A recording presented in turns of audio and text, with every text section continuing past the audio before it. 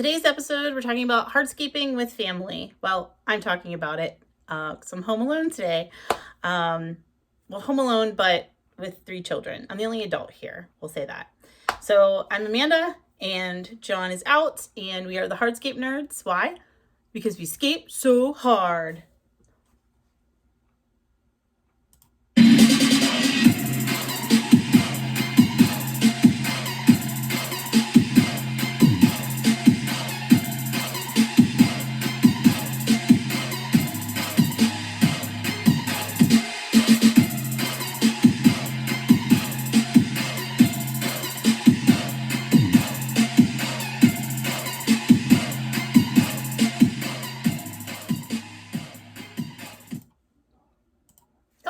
And gonna get started.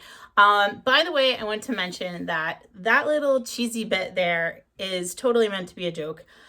It's my idea. It's my dumb saying that we scape so hard. So there is no blame to put on John if you don't like it. It's totally my fault. So today is a day that I didn't expect. I should have, because I wasn't prepared with a podcast episode. And I like to record them because our office is in our house. I want to record them when the children aren't home. They're normally at school from 8:30 to 3. And wouldn't you know it, school was canceled today for maintenance issues. Normally I get a call about somebody being sick. That's happened quite a bit. So whenever the phone rings during the day, I'm expecting school to say, hey, can you please pick up? And that is not the case. So one lesson out of this that I fail to keep learning is that you should always be prepared and not leave things till the last minute, because you never know what's going to happen. Because of that, and I was thinking, well, I want to do an episode without the kids being around, but it's probably a good time to just roll with that theme and talk about what it is like working with family. So John and I work together as a married couple, but we also have children. So for the last 9.5 years, we've been parents. And then the years before that, the 5.5 years before that, it was the two of us being married. So he was in business prior to that. When we got married, I started doing estimates after work. I was a school teacher for several years, and I also was in grad school because I was going to be a school counselor. And you can see that this has nothing to do with school counseling, related with some skills, but I'm not sitting at a desk in an office in a high school right now. So when we started to have children, we said that we wanted me to stay home, and we had our office set up downstairs. We've rearranged the house since then just to have everyone's room set up. So we have 1 girl and 2 boys. So our daughter has her own room, the boys share a room, and then John and I have our room. We moved it downstairs. So with that, we've had a shift in the office space itself, and then we've shifted how we do things over the years just based on what stage our children are at. So to start, when I was at home with our daughter first, I had my mom come down, and she would watch our daughter 1 day a week, and I'd go out for estimates. And I honestly don't remember if John and I were sharing estimates at that point. No, I think what happened was he would still also watch. He would be home with her while I did some estimates, but my mom gave us that 1 day a week. I think it was Thursdays. And then we had her. We have a son who is 19 months younger than her. And when he came along, then we had gotten into a babysitting service. So we would use that service and just have a sitter come over a few days a week for maybe 5 or 6 hours, maybe 3 or 4 days a week. I don't remember exactly, but it was enough that I could get out and do some on-site estimates. And at this time, I was still only doing estimates on site. I would jump in the car when somebody wanted something. This was before I did remote estimates. And the what would happen at that time, we had a lot of maintenance stuff also. We did one of the big utility companies. We would run around and do the grass cutting and some things for them. So that filled in part of our schedule as well. So I wasn't constantly out doing new jobs every time, bid build or remove and replace or design build. So we had some maintenance. So that that kept me from having to run around too terribly much. And then we had our kids, they started going to school. I guess we had our third one before that. And then the kids slowly started going to school. So we have 19 months between the first two children, and then 23 months, or 2 years between our middle and our youngest. And right now they are 6, 8, and 9. So everyone's in school now, and I'm jumping around, but back when we had the 3, we still had a sitter come over. And then as the older 2 started going to school, then that freed me up that I eventually just had 1 with me. And when I had 1, I actually would take him out on estimates with me. I have a green shirt that I wear, a polo shirt with our logo, and I bought him a couple of little polo shirts, and so he just matched me, and we went around, and I would let him use the measuring wheel, or he would help me with the zip level, moving the little box around, and he had fun, and homeowners didn't mind, and it wasn't a big deal. I didn't make it a big deal. I've also done estimates with the children. I'm actually going to do one a little bit later today. So I've done my oldest in a baby carrier. I've taken her a couple of places like that before. I took the 2 boys once last year or 2 years ago, and they took the measuring wheel around, and they were helping me measure the patio for somebody, and she was a grandma and she didn't get to see her grandkids often, so it kind of worked out nice that way. And like I said, the youngest, I used to take him around with me before he went to preschool, and then he would do preschool 2 days a week, and then finally 5 days a week. So I would start to schedule my estimates on those days while he was at school. So that's definitely been helpful, but it's not foolproof having your kids in school, because inevitably someone will get sick. They have a doctor's appointment. They will have a maintenance day at school.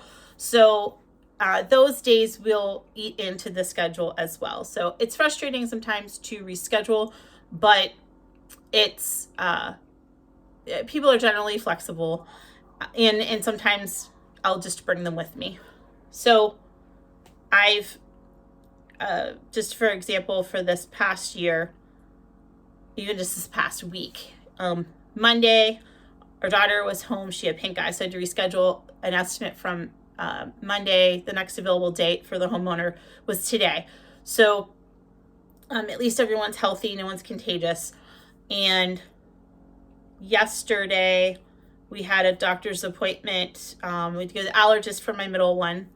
And then today, no school because of maintenance. So we've taken them to set up jobs before too. So they've actually come out and hung out on people's properties.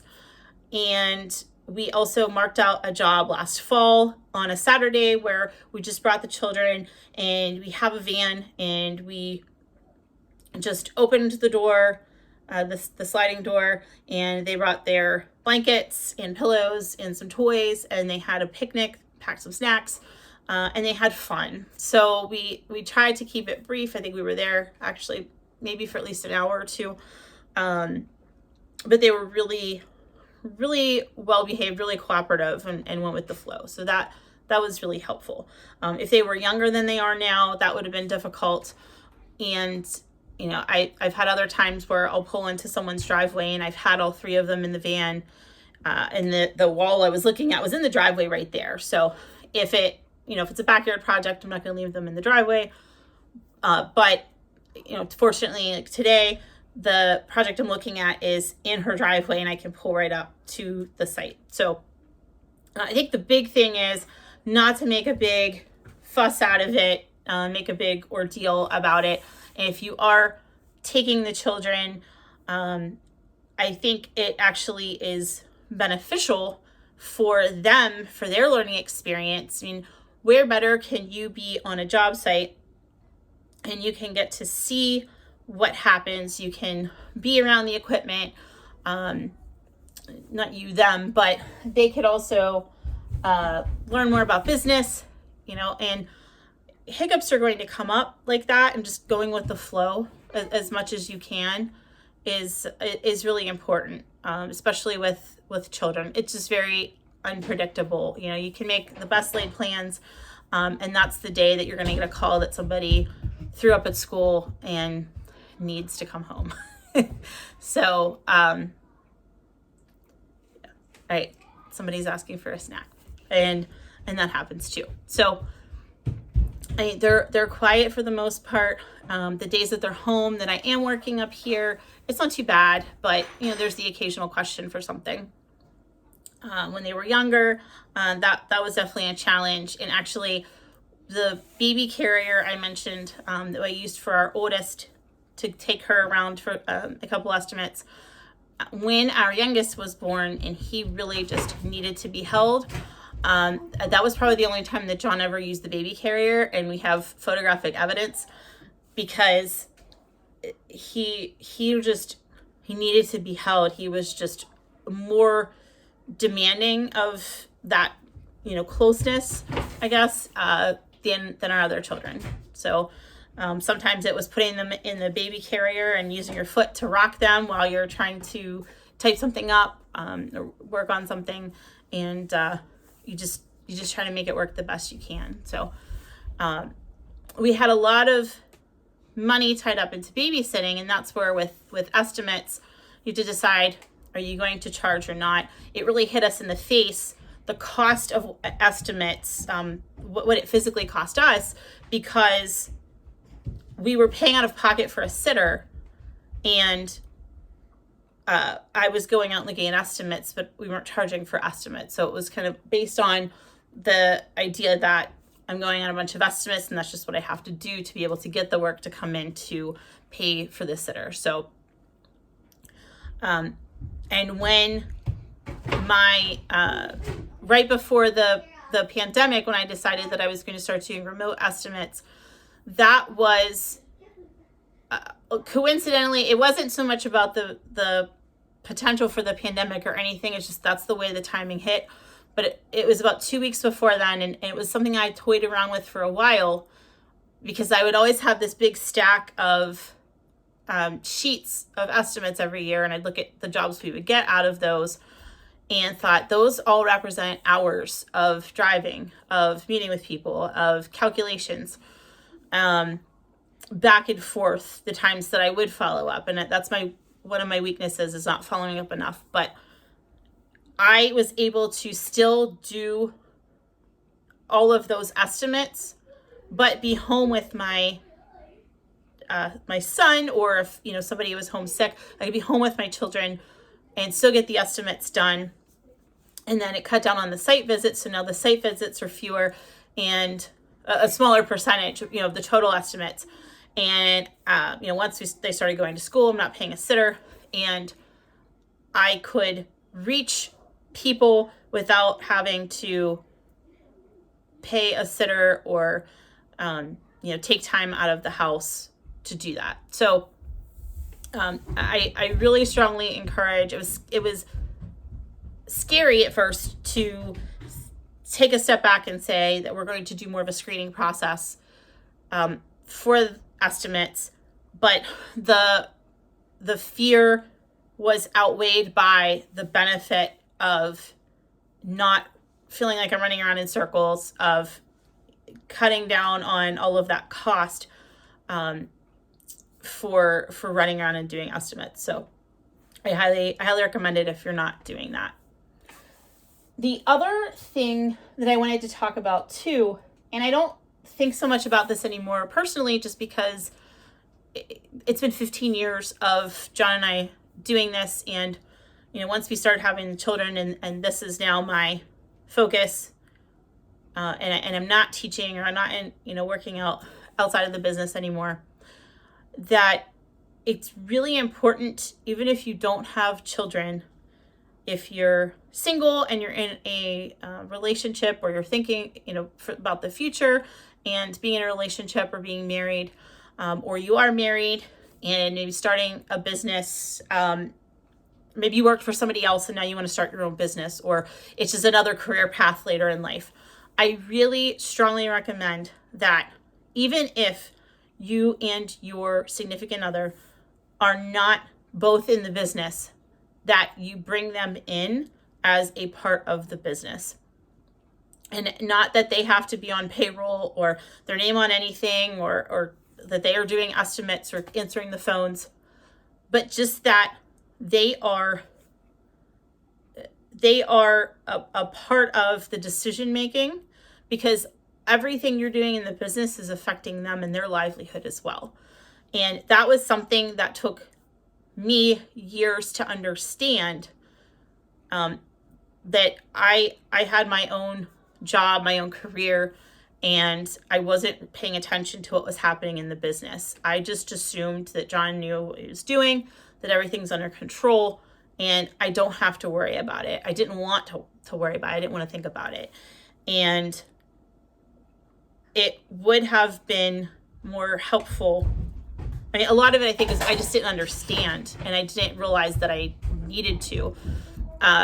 It's important to be on the same page with that. And like I said, your significant other doesn't have to be a part of the business per se, in the sense of working for the business, but they really need to understand what it is that you're doing, why, and big decisions it's really important to bring them in on that. So let's say you're thinking about buying a piece of equipment, and it's not even their name on it. You could be a corporation, so that the business is actually the one purchasing the equipment. But I mean, really, in reality, you're going to be signing for it. It does affect your spouse or your significant other, and from a financial standpoint, but just the stress of what's happening in the day-to-day, just being there as a support. And running a business is a lot different than working for somebody else, and all of the things you have to think about and account for. And I think it's really important. I remember too, on the Hardscape group on Facebook, if you're not a part of it, I recommend it. There are a lot of good questions being asked. There are people ranging in experience from beginners, people thinking about beginning, and people who are seasoned veterans. It's Hardscape Contractors of America. And somebody had asked this question a while ago, and I thought it was great, that they were thinking about their girlfriend and kind of how to go about incorporating them, like how this affected them in the business and affected their relationship. And I thought that was terrific. It's definitely something to be involved in. I was very hands off, and there's the business and there's you personally, but you could try to keep them separate. It's still intertwined to an extent. So like if your business has debt, you have debt. It's your debt. It's not like a separate entity that's not related. And then of course, if you're married, then it's also their debt too. So it's really important to be involved, at least on that level. So I think that's it. It's going to be brief. I mean, brief in terms of how long-winded we typically are.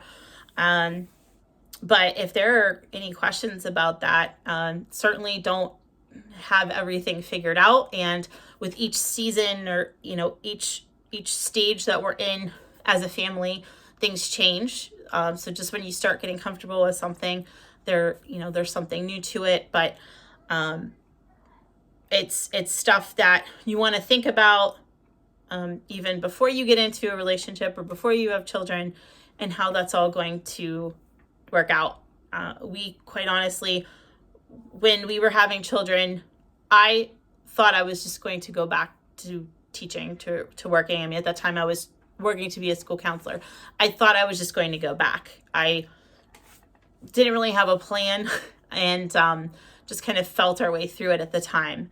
But if you're able to have that forethought and sit down and take a look at it, I mean, the biggest thing at that point was it didn't make financial sense for me to go, because I knew I'd be paying a sitter. We weren't looking at daycare. It was more having a sitter in our house, because that's what we were used to. And I would break even at best, I think, when we were in the numbers, for me to spend all that time away from home and work and pay a sitter. And so it didn't make financial sense. And even though especially the height of our season is a little off from a school schedule for the children, it's still really nice to have, we have to have some structure to the business. We have to create our own structure. It is nice to have that flexibility that if I need to, I don't have to take a sick day to go take care of my children. I can still work with them at home. And so that's definitely been a plus. It's tough to juggle, especially working from home, to get down out of the office and run through the kitchen and go to the bathroom and see dishes piled up on the counter and not want to just start tackling housework, because that's usually my procrastination, is trying to clean. And you have to try to make that structure of, okay, I don't do that till after work hours, as much as you can. So just things to consider. And, even if you're moving out of the field at some point, and taking on some of those other responsibilities, that it's nice to just have that plan of how to go about it. So, Bible verse that I have for today is 1 Thessalonians.